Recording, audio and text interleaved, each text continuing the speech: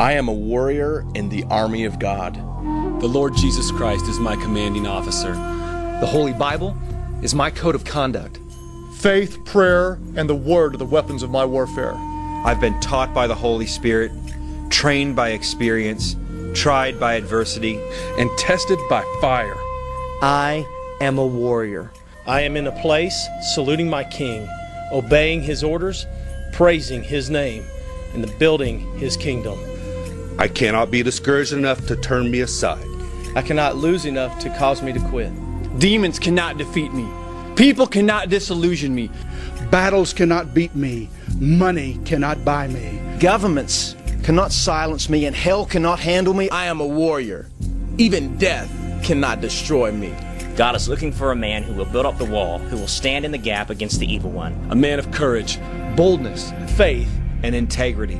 I will be that man. I will be that man. I will be that man. I am a warrior. I'm a warrior. A warrior. I am a warrior.